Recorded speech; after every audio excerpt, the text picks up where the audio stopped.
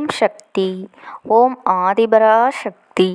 என் அன்பு குழந்தையே, இந்த தாயானவளினுடைய அன்பும் ஆசீர்வாதங்களும் உனக்கு என்றென்றைக்குமே முழுமையாக கிடைத்து கொண்டே இருக்கும். உன் வாழ்க்கையில் இன்னும் நீ உயர உயர உனக்கு எவ்வளவு துன்பங்கள் வந்தாலும் இந்த தாயானவளினுடைய ஆசீர்வாதங்கள் உனக்கு முழுமையாக கிடைத்து கொண்டேதான் இருக்கும்.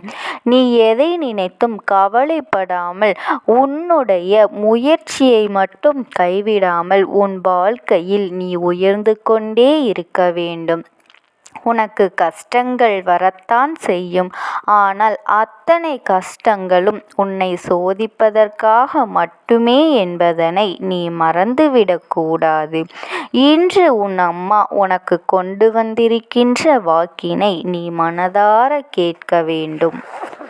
தங்கமே, நாளைய விடியலில் உன்னுடைய வாழ்க்கையில் ஒரு மிகப்பெரிய துரோகத்தை நீ அடையாளம் காணப் போகின்றாய். என் தங்கமே, சகுனி என்றால் யார் என்பதை நீ புரிந்து கொள்ளப் போகின்றாய். இது போன்றெல்லாம் வாழ்க்கையில் செய்ய முடியுமா? இப்படி கூட மனிதர்கள் இருப்பார்களா என்பதனை நீ உணர்ந்து கொள்ளப் போகின்றாய். என் பிள்ளையே, என்னாலும் நல்லவர்கள் போல எல்லோராலும் வேடமிட்டு நடிக்க முடியாது. ஒரு நாள் இல்லை என்றாலும் ஒரு நாள் அவர்களின் வேடம் கலைந்துதான் ஆக வேண்டும். அதுபோலத்தான் இன்று உன் வாழ்க்கையில் உன்னை சுற்றி நடந்து கொண்டிருக்கின்ற ஒரு சில செயல்களுக்கு காரணமாக இருக்கக்கூடிய இந்த துரோகியை நீ அடையாளம் காணப் போகின்றாய். என் தங்கமே, எல்லோருக்குமே வாழ்க்கையில் ஏதாவது ஒரு வகையில் ஏதேனும் ஒரு பிரச்சனைகள் இருந்து கொண்டேதான் இருக்கின்றது. சில சமயங்களில் அந்த பிரச்சனைகளை உன்னால் சமாளிக்க முடியும். சில சமயங்களில் இந்த பிரச்சனைகளை வேண்டாம் என்று உன்னால் ஒதுங்கி வைக்கவும் முடியும். பல நேரங்களில் நமக்கு எதற்கு இதுவெல்லாம் என்று நீ எல்லாவற்றையும் விட்டுவிடத்தான் முடிவு செய்கின்றாய். என் பிள்ளையே, இந்த தாயானவள் இன்று உன்னை நாடி வந்ததற்கு காரணம் இருக்கின்றது. அது என்ன தெரியுமா? என்னுடைய பிள்ளை வாழ்க்கையில் பல நேரங்களில் மனமுடைந்து அழுகின்ற போதெல்லாம் அதற்கு காரணமாக இருக்கக்கூடிய அந்த துரோகத்தை நீ அடையாளம் கண்டுவிடவில்லை. ஏனோ நடக்கிறது, எதர்ச்சியாகத்தான் வாழ்க்கையில் எல்லாம் நடக்கிறது என்று நீ நினைத்து கொண்டிருக்கின்றாய். ஆனால் அதற்கு பின்னால் இருக்கின்ற உண்மையான காரணம் சகுனிகள் உன் வாழ்க்கையில் அதிகமாக இருப்பதையும் நீ உணர்ந்து கொள்ளாமல் இருந்தது அம்மா என்றென்றைக்கும் உன்னிடத்தில் சொல்கின்ற விஷயம். என் தங்கமே, சகுனிகள் அதிகமாக நிறைந்திருக்கின்ற இந்த உலகத்தில் சாணக்கியத்தனம் என்ற ஒன்றிற்கு யாருக்கு இருக்கிறதோ அவர்கள் மட்டும்தான் பிழைத்து கொள்ள முடியும் என்று என் தங்கமே, சகுனியாக இருக்கக்கூடியவர்கள் வாழ்க்கையில் மற்றவர்களுக்கு கெடுதலை மட்டுமே நினைக்கக்கூடியவர்கள்.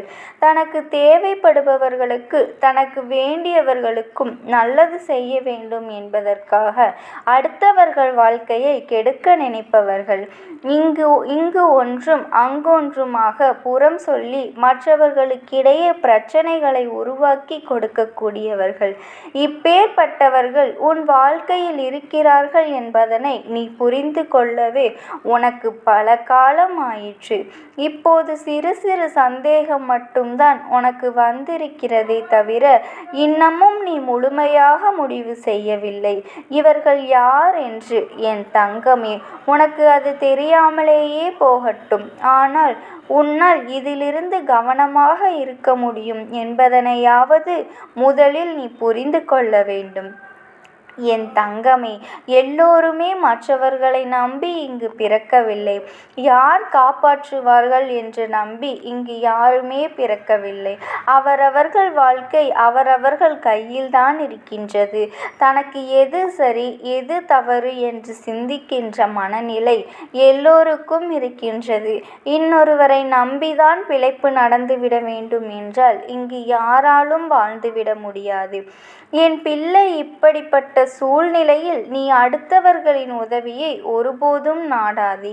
தனித்து நின்று நீ யார் என்று மற்றவர்களுக்கு நிரூபித்துக் காட்ட வேண்டுமே தவிர, அடுத்தவர்களின் உதவியை நாடி இவர்களுக்கு வேறு வேலை இல்லை என்று சொல்கின்ற அளவிற்கு நீ வந்துவிடக்கூடாது என்றுதான் உன் அம்மா சொல்கின்றேன். என் தங்கமே, இந்த தாயானவள் என்றென்றுமே உன் வாழ்க்கையில் இருக்கின்றாள். நான் உன் வாழ்க்கையில் இருக்கின்ற இந்த துரோகங்களை எல்லாம் அடையாளம் காண்பித்து கொடுத்து கொண்டுதான் இருக்கின்றேன்.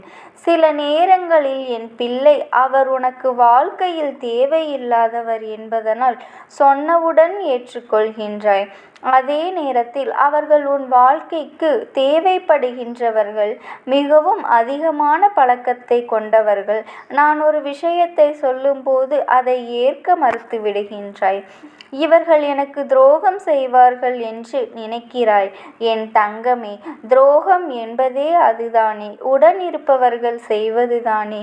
நிச்சயமாக இவர்கள் இதனை செய்வார்களா என்று கேட்டால் அதை யாராலும் நம்பிவிட முடியாது. இது இயல்புதான். அதனால் உன் தாயானவள் உன்னை குறை சொல்ல விரும்பவில்லை.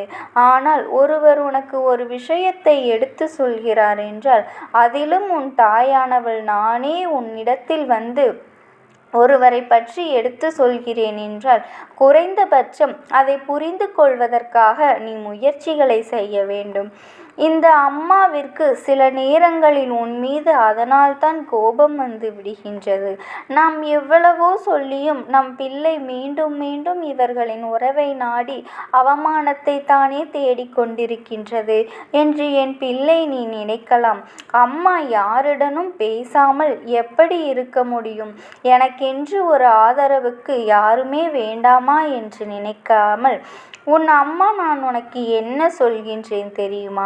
ஆதரவு அவசியம், ஆறுதலுக்கு ஆள் தேவைதான். ஆனால் இது போன்றவர்கள் ஒரு நாளும் உனக்கு தேவையில்லை என்றுதான் உன்னிடத்தில் நான் சொல்கின்றேன். என் குழந்தையே, இது போன்ற ஆதரவினை பெற்று நீ எதையும் வாழ்க்கையில் சாதிக்கப் போவதில்லை என்றுதான் அம்மா சொல்கின்றேன். உனக்கு ஆறுதலுக்கு யாரும் இல்லையா? பேச்சு துணைக்கு யாரும் இல்லையா? தெய்வத்தை அதிகமாக நம்பு. உன்னுடைய கஷ்டத்தை கண்டு சிரிக்காதது தெய்வம் மட்டும்தான். உன்னுடைய சந்தோஷத்தை கண்டு வைத்தறிச்சல் படாதது தெய்வம் ஒருவர்தான். அதனால் உன்னுடைய கஷ்டங்களையும் சந்தோஷத்தையும் உன் தாயானவள் என்னோடு பகிர்ந்து கொள். நான் உன்னை தினமும் நாடி வந்து கொண்டுதானே இருக்கின்றேன். என்றாவது உன்னை காணாமல் நான் சென்றிருக்கின்றேனா? என்னுடைய அன்பினை நீ புரிந்து கொண்டால் நிச்சயமாக யாருடைய துணையையும் நீ நாடி நிற்க மாட்டாய்.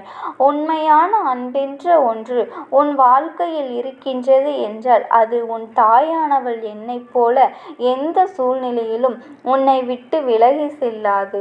உண்மை எது, பொய் எது என்று உன்னால் இன்றும் கண்டுபிடிக்க முடியவில்லை.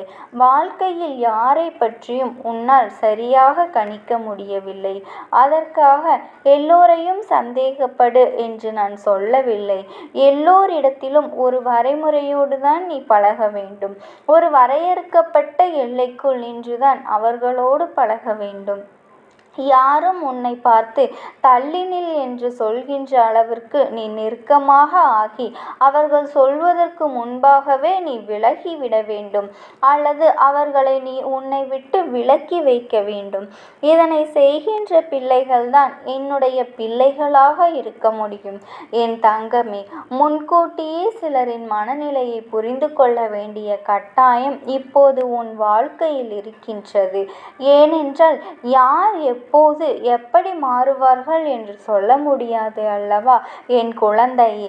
அதனால் இந்த வாழ்க்கை உனக்கு கொடுத்த இந்த நேரத்தில் நீ சரியாக பயன்படுத்தி கொண்டு இனிமேல் உன் வாழ்க்கையில் நடக்க போவதை எல்லாம் நீ சரியாக எதிர்கொண்டால் போதும்.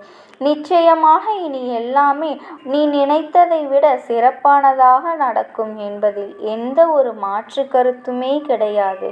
என் குழந்தைக்கு வாழ்க்கையில் இனி எல்லாமே சந்தோஷமாக மட்டுமே இருக்கும்.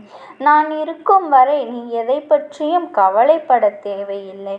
என்னை என் தங்கமே, உன்னுடைய நல்ல மனதிற்கு உனக்கு என்றென்றைக்குமே நல்லது மட்டும்தான் நடக்கும்.